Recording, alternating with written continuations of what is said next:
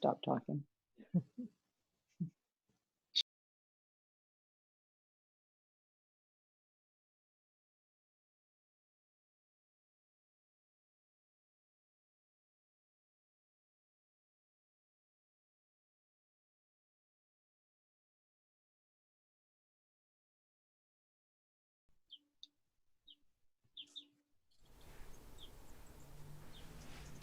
Yay, Jamie's here. Yeah. Welcome. Welcome, Thank you. Dejana. Oh, all right, you guys. Welcome, everyone, and thank you for joining us for another live episode of Teachers for Teachers. That's you, moms and dads. I'm Dr. Dejana, and I'm here with Dr. Leah, and today's topic is kindness. How do we teach our children kindness? Is kindness something that needs to be taught? Is kindness something that we can learn? Is it taught in the classroom, at home, or in digital spaces? Today, we're going to have a discussion with our panel of experts and contributors on kindness. And I wonder your question about is it something that has to be taught? I actually think it's something that is either nurtured or not nurtured, but I think it's there in the infant. I think it's there in the child. And we have a world that is so full of divisiveness and difficulty and reasons for children to lose that sense of kindness, and really what they watch in the adults in their home, because it really, what we see in children, especially the elementary school age kids, and really right up into high school, still what you're hearing from them is what they're hearing at the kitchen table and the dining room and the living room. So I think it's there, and we just need to find a way to nurture it. And I'm going to sort of give the basis for the choosing this topic today. And it had to do with a conversation I had with my 11-year-old granddaughter, who the beginning of it was in March when I was at a volleyball game, and she was telling me a situation that had gone on in her classroom, and how someone had felt bad. And I said, could you do something supportive to make that student feel better? And she said, well, I did. And then another student who was sitting there said, oh, we're not a very supportive group. And not in an apologetic way, just that's a matter. That's the way we are. And I did have an opportunity to talk to my granddaughter about it afterwards. And it was interesting to hear from her perspective what was going on with these kids. And she's very kind and thoughtful. She's not the first one to be greeting a new student and all. But to hear that I asked her were there other kind kids in her class, and she named one really quickly that she thought, and it just like broke my heart to think that there weren't several right off of her tongue that would roll out to name other people who were kind. And those kids didn't start out being unkind. Something happened that has had that evolve. And so the question becomes, what can we do as educators and as parents who are educating to help address that? Yeah. Absolutely. So I want to introduce our contributors today that are going to add to this conversation. I want to welcome back to the show Tim Griffin. Again, as a reminder, Tim Griffin has taught all subjects in elementary schools throughout Los Angeles for 18 years before giving up his tenure to start Griffin Education Solutions, better known as Griffin Ed. He loves writing and sharing new music with children, and sees how they don't only get excited about STEM and other subjects, but they actually perform better on standard tests. He's an expert educator, and we're so glad to have him join us for the show. We also want to welcome Anne McMullen, again, acclaimed author of Life Lessons in Leadership. She's also a technology specialist. She's an education consultant based in Los Angeles who works throughout the United States internationally as a public speaker, writer, and consultant, focusing on leadership. Welcome again, Anne. Happy to have you. We also have former contributors coming back to the show, Mark Riddle, and fellow elementary school teacher extraordinaire, mom, Jamie Wagner. Welcome, everybody. And we're so happy to hear from you on this really important topic of kindness. I think this is something that has come into focus in my house on what does it mean to be kind to others? And is that something that we learned? Are just all human beings kind? What happens to them? So go ahead, let's see, who should we have start the conversation here, Leah? I think Tim probably has something to offer on this topic. He always has creative ideas on the Thank you. And also comes from that fifth grade group for the most part, right? Yeah, which is where it can be a real challenge. I mean, honestly, teaching kids to read and write, teaching long division, those are not very hard. You know, it takes repetition, it takes patience, but anybody can learn that stuff.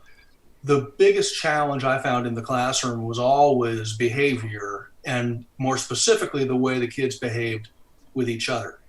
And I was telling Leah before we started today that I really missed the days when we had a whole year of school dedicated to nothing but social skills, how to take turns, how to be patient with each other, how to forgive each other, how to apologize when you screw up, and how to do better the next time. We called it kindergarten. And then somebody had the bright idea that we needed to turn it all into pre-literacy skills and all about the pre-math skills. You know, honestly, having taught all the elementary grades, the academics are the easy part. Behavior is always the biggest challenge, and we certainly see that in our country today. I mean, look at the grown-ups, for goodness sake. But I do wish we could spend a little more time on those social skills in elementary school, because they can be taught just like anything else. Thank you so much for that, Tim. And it's so true. Kindergarten has become a bit of a factory to get those facts in the kids' heads and have them memorized. And how about your experience? Well, it's interesting, and hearing Tim reference the elementary. So I taught, much like Dejana, I lived in middle school for a long time, taught 8th grade U.S. history for 18 years. And with middle schoolers, even if they had that experience in kindergarten, it sometimes has to be refreshed by the time they become 12, 13 years old. And one of the strategies that I used frequently in history to help them not only understand historical characters, but understand each other was role playing. And so when students can act out roles and then analyze, okay, how are these two characters? One of the things we frequently did was recreate the Constitutional Convention in the classroom, and everybody had a specific role as a delegate, and they had to write the Constitution. But then we would analyze, how did that work? How did you react to this person? And I think that's important. And I agree with Tim. I think it's something that not only has to be taught, but has to be retaught and reinforced so that people can really recognize it and truly understand it, not only within the context of school, but as Tim pointed out, within the context of life today, and how does that happen? And I'm thinking even today, as we get our one chance to get out of the house and walk around the neighborhood every day, people just waving at each other and even smiling behind a mask, but still smiling, and being kind to the pets that they're walking with and pointing that out with your children. I think that's critical. And what you have both said reminds me of the need for empathy. And in order for us to be really kind with each other, we need to have an understanding as well of one culture to another. And then even across generations. Jamie, I was thinking about the project that you do with your fifth graders when you're teaching civil rights, where you had them write a diary from a child in that time period. What was the motivation for that? Was it about empathy, or why did you implement that? Well, it was about making U.S. history a little bit more real. So we didn't do it necessarily for civil rights, but we did it for when we were studying colonialism, because to get students to understand what it's like and to even care about it is kind of hard. It's a long time ago. It's not that exciting. It's before the war, so there isn't all the tension. It's just, here's what life was like. So if students had a chance to put themselves in their shoes of a child of that time and see what things are like, and then they would write they had the same prompt for this character they created from the 18th century, and then they would write the same prompt from who they are in my classroom in 2020. And that was always interesting to see. So they would then see the comparisons of what they had in common, how really there weren't that many differences. There are actually more similarities in their life compared to the student at that time. Wow, that's pretty powerful. I think you hit it on the nail there, Leah. Empathy, the ability to understand and share the feelings of others. That's huge. I think last time we talked a little bit about the importance of listening and understanding, and I think these all play together. These are themes that are all interwoven. And so as parents and people who are interested in the well-being of our children, we need to really think about this and what this looks like and how we can provide opportunities to demonstrate empathy. I mean, some of us just have it. It just comes. It's natural. We don't have to practice it. We show up in this world and we are completely empathetic, but that doesn't necessarily mean all people show up that way. And so if we model it and provide opportunities for children to understand and share the feelings of others, I think that will definitely lead to an increase in kindness. What a cool activity for your fifth graders. Thanks for sharing. Mm-hmm. I wonder about how much this is a matter of crossing in-group, out-group boundaries too. Because it seems to me that, I mean, I did youth ministry, junior high schoolers for, 20 years or something. And they could always find a way to be kind to people who were like them. But trying to get them to be kind to the out-group or to the kid who doesn't quite fit in, right? Who like I remember when I was in fourth grade, there was a kid in the class, and he like caused all by himself group solidarity because everybody disdained him so much that it kind of built a giant, in-group for everybody except him. But that meant that his life was just miserable, right? Because he was fair game for anybody in the class. And it wasn't until, the teacher called our attention to just how mean everybody was that he got invited to be a part of the in-group too, in small ways, not all at once, of course, and not uniformly. And you can't help but think of the videos we've seen over the last week. The police who will help each other up when they get bumped on the ground, but are clearly not being all that helpful to the folks who are protesting and whatnot, right? I mean, we have an inclination to help those who are like ourselves, but to get people to understand that everybody is like us to some extent seems like an important goal to have. Yes. Yeah. Jamie first. I agree with that there is an in and out group inherent in elementary school, and especially as you get closer to middle school and early high school, it's there. One thing that we talk about in our classroom frequently is the idea that you are never more united than when you're all united against something. So think about in your house when you and your sibling are so upset with your parents. Do you ever feel closer to your sibling than in that moment when you can both be so mad at your parents together? Or what if I schedule a surprise quiz for tomorrow, and you're all at recess going, oh, that Mrs. Wagner scheduling that quiz. Don't you feel great because you're all tight together? So just reminding them that that's human nature, that happens. But what we have to do is be aware of it. We have to notice when it's happening, call it what it is, and say, oh, wait a minute. This feels good and powerful because we've got all the power over there and we're keeping it from that person. That power dynamics in a room, it's not that there's only so much to go around. There's enough for everybody if we just sort of let it lay a little bit and bring in that empathy. And remembering that empathy isn't feeling sorry for someone. Empathy isn't doing for someone because you can and think they can't. Empathy is just like Dejana said, it's listening and waiting and watching and being there when someone's in need, not when they're moving too slowly for how you'd like them to get it done. Well said. Tim, you were trying to say something. Yeah, I mean, following up on what Mark was saying a minute ago, the whole idea of, there's the in-group and the out-group. And in fifth grade, and Jamie, you teach fifth grade, right? Okay, that's I found that's a really good way to help connect the past to the present, particularly for me, because I was working with the children of first-generation immigrants. And so these are kids coming from other countries, and connecting them to why American history matters. Why is this relevant for them? Because none of their families were here. The whole idea of forging a national identity of what it would mean to have a United States of America at a time when people from different states really didn't think of themselves as having anything in common with those guys in that other state over there. You know, Massachusetts and Connecticut, you know, never mind Massachusetts and Georgia, they really thought of themselves as different countries.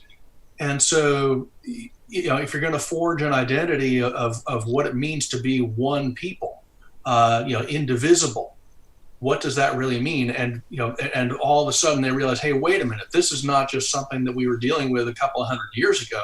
This is what we're struggling with right now. Is, you know, who, what do we mean when we say we the people? Who does that include? Who does it not include? And why? I mean, when my great-great-grandparents came over from Ireland, they saw signs in New York that said, no dogs, you know, apartment buildings, no dogs, no N-word, no Irish.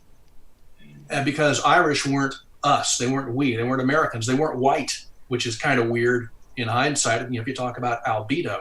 But that's why they kept going west, and why I'm in California today.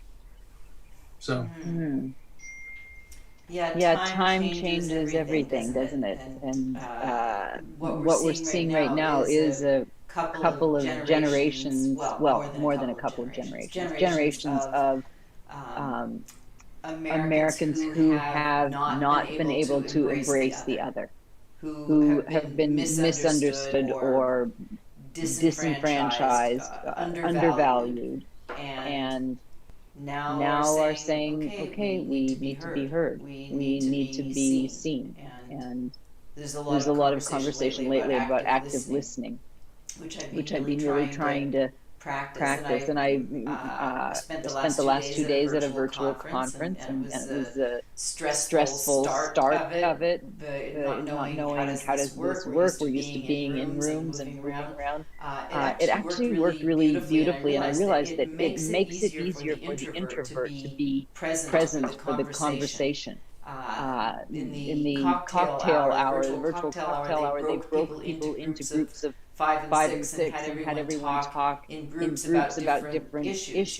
And I found that by the end of that hour, I had met several people with very interesting lives and perspectives that I would not have, had it been in person, I probably would have gone back to my room when the cocktail hour started, because I'm a little shy about being at that experience. But those are the opportunities, and we are going to need more virtual opportunities now for kids to engage with people from other cultures, and that's going to take effort, because as we sort of shelter in place, we become more insular. So what kinds of things? I mean, when I was a kid, we had through our church pen pals. They found people from around the world where we wrote to each other. It didn't last all that long in my world, but I think of it now with the digital reality where you can have a pen pal that you're back and forth with on a daily basis, or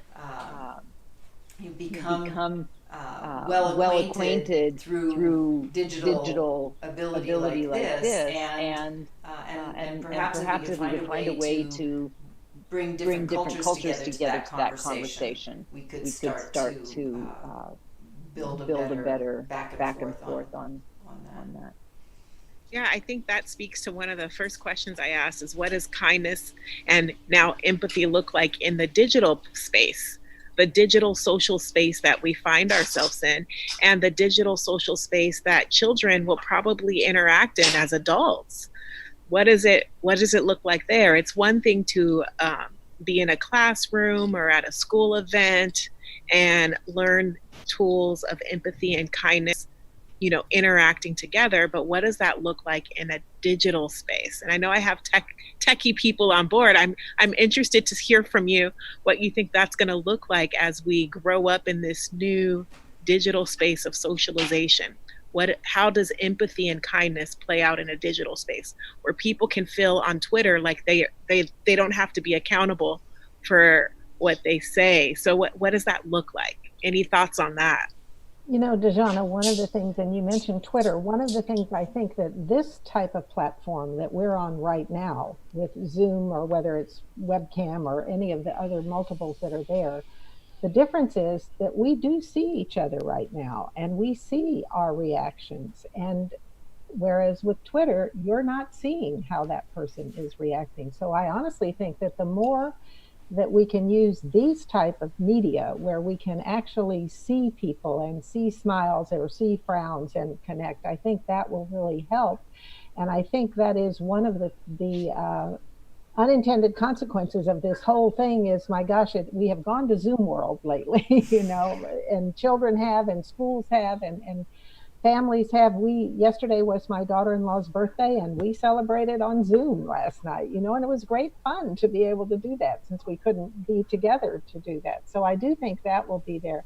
The other thing I was thinking earlier as Tim and Leah were both talking, and I love hearing what Jamie does with her students.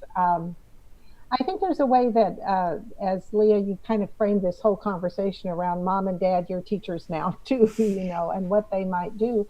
And I was thinking, a couple of things. One would be ask your children each day to identify an act of kindness that they saw, either virtually or in person, and write 1 or 2 sentences or draw a picture that illustrates that, and post that on the refrigerator at home, where they begin to see that, or wherever parents will post things that their kids do. But I think oftentimes it's just a question of recognizing it. And because we are in a time right now where we have too many examples of unkindness and lack of empathy and understanding, it's really important to recognize the times when good kindness and empathy are there, and to help children do that as well, and to see that it really does still exist in this crazy time that we're in right now.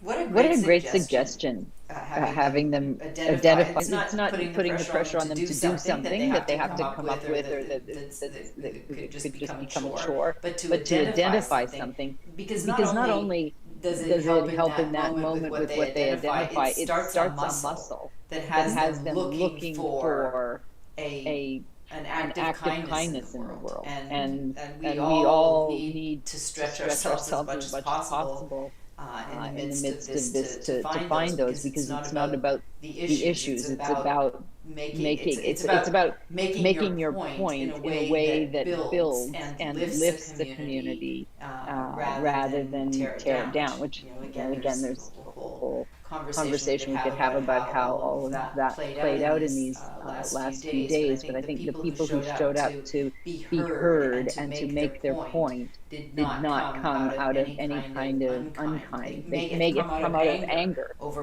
what was going on. And I think that it's important to distinguish with kids that what we want is a base of kindness from them. That doesn't mean that when you see injustice or you see unkind behavior that you don't have a physical reaction to it, an emotional reaction to it, and that's okay too.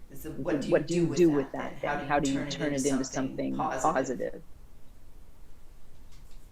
Well, and I think too, Leah, the fact that an act of kindness, it can be a big heroic thing, but it can also be just a very simple, a thank you, for something that somebody else did, or some, just showing appreciation along with that, I think is good. And I think it's good for kids to recognize that and to see that they don't have to be big heroes to be kind. There are things that they can do on a small scale that really matter and that do add up over time. Yeah, you never know when just a smile or a nod or listening to someone can make a huge difference.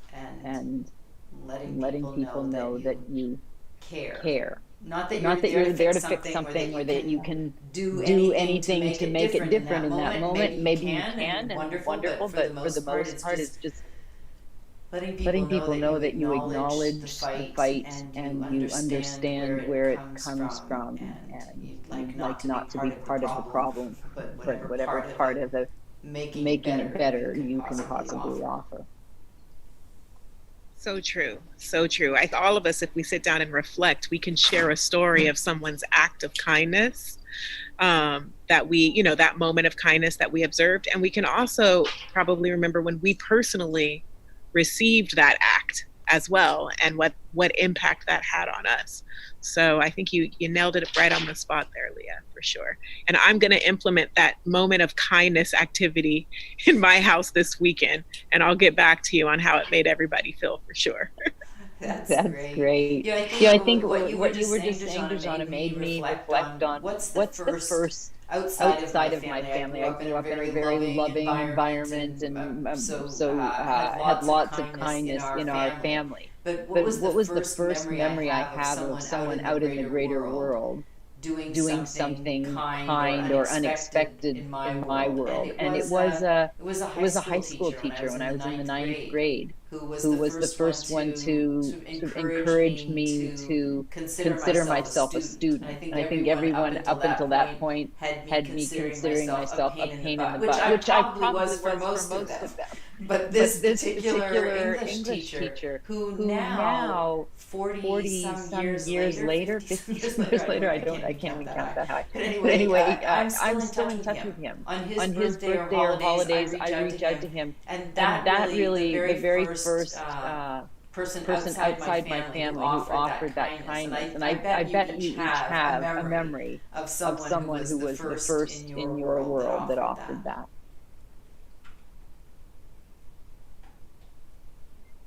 Nobody's going to share one. I certainly do.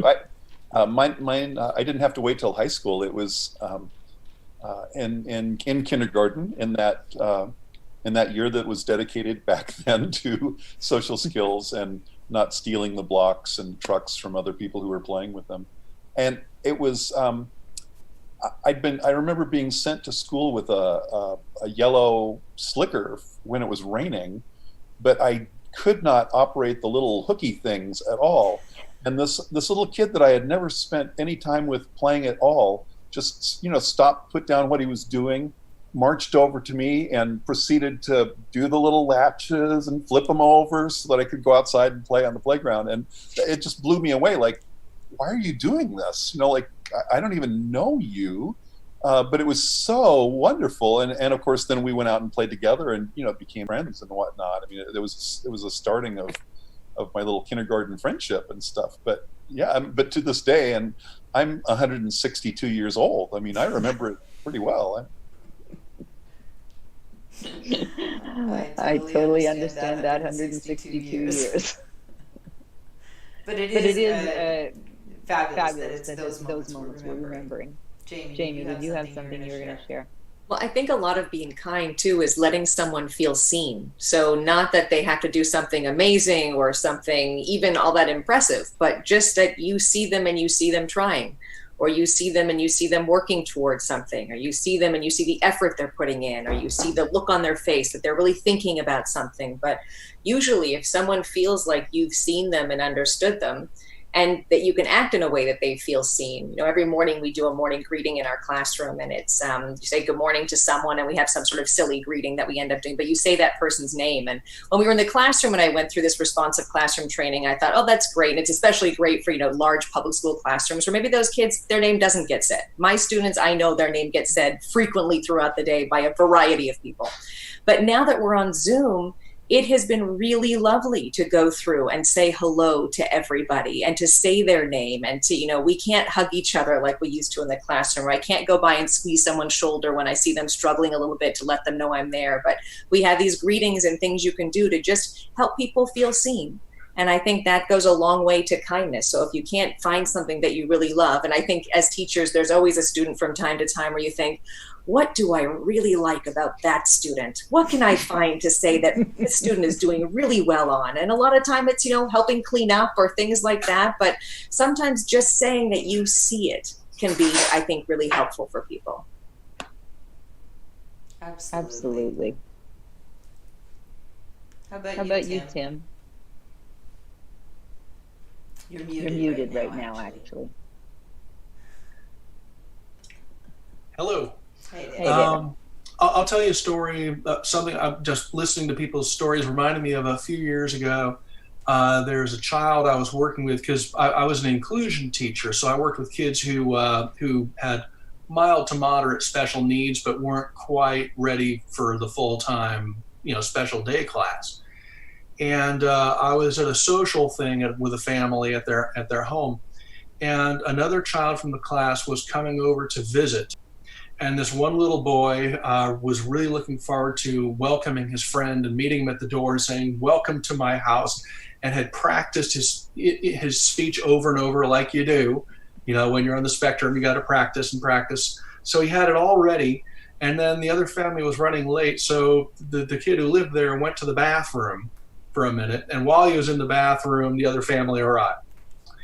And so this little boy comes out of the bathroom and sees his friend standing there eating a cookie, and just bursts into tears and starts sobbing uncontrollably. And everybody's asking, "What's wrong? What's wrong?" And he said, "I was going to meet him at the door, and I had it all worked out. I knew what I was going to say." And his friend Jack looked at him and said, "How about if I go outside again and ring the doorbell?" Oh. And he just looked up through his tears and said, "Would you?" and so he goes outside, closes the door, and waits a second. The doorbell rings, and the little boy's face lights up. He runs over and opens, "Welcome to our house. Please come in." And they hugged each other. And that's the kind of thing where if you practice looking for little ways to be kind to each other, then when an opportunity like that comes up, that's when the child is going to think of it, and hopefully they're going to follow through on it. That is a great note to end on today. Thank you so much for that story, Tim. And to each of you for being with us today. Dejana, you're muted. What can I say? Yeah.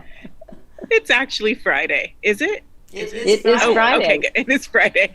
We are on our way to the weekend. We sure are. Thank you so much for all of your contributions to this conversation. It was super, super helpful and engaging, and something that we should all think about. That's it for us today. Thank you all for watching Teachers for Teachers. That's you, moms and dads, and we'll look for you to join us on Monday. Bye. Have a good weekend.